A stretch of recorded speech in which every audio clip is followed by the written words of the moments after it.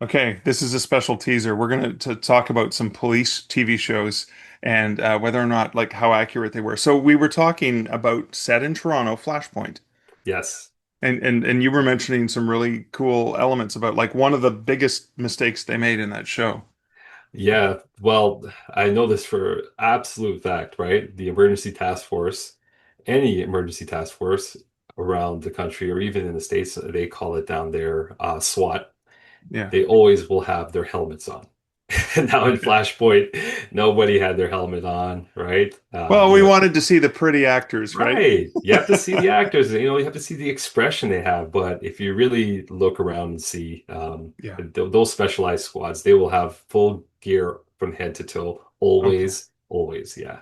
So when they were there, it's like I have the solution. Was that a thing Yeah. that people actually say? They don't say much.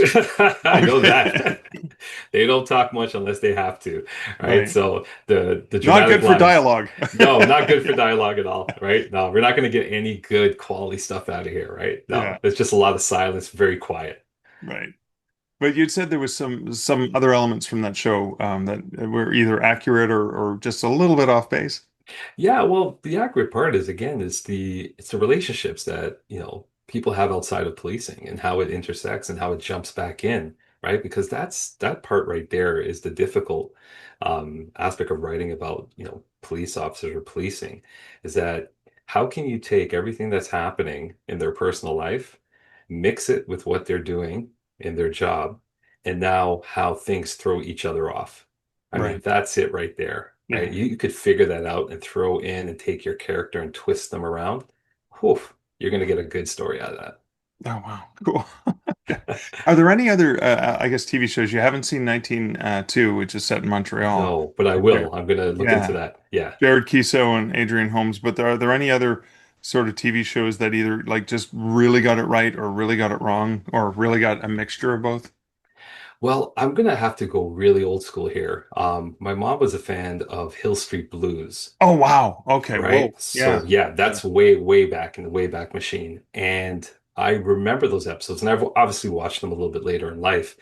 And the day-to-days, they really, really did a good job of just like the daily interaction, they seeing the So officer like the come in. briefing and stuff like that, like Yeah, the be careful out briefings, there, that kind of stuff. absolutely, Yeah. right? The opening credits, the scene, the sirens, the cars flying through the streets. But then you saw just the officers having their lunch. But the dialogue, what they're talking about, it was just so powerful.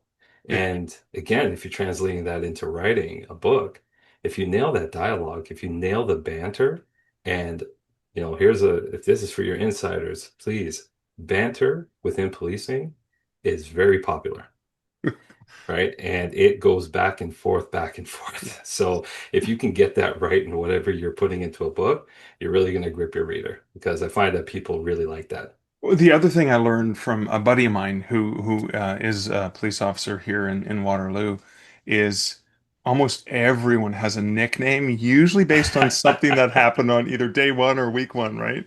Is that true? Yeah, nicknames can stick with you. They always happen at the wrong time. And they're And not and they're not usually not flattering nicknames no, usually. they're not. And there's two ways to look at the nickname, right? There's one way where it's like, okay, yeah, well, you did that thing, and we're going to call you that.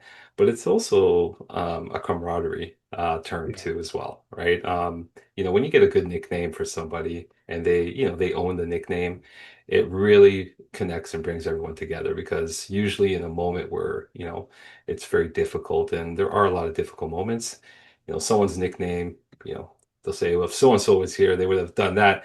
And then you get a good laugh, right? Not laugh because you're laughing at the situation, but you're just looking for some comfort in some hard times and Yeah. some hard things that you're seeing, right? So, Yeah. yeah, nicknames are very popular.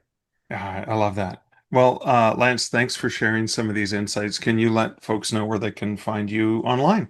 Absolutely. You can find me on alwadelauthor.com. I'm also active on Substack with my page, which is a constant state of create, where I dive deep into, writing and just personal reflections on life and the indie journey.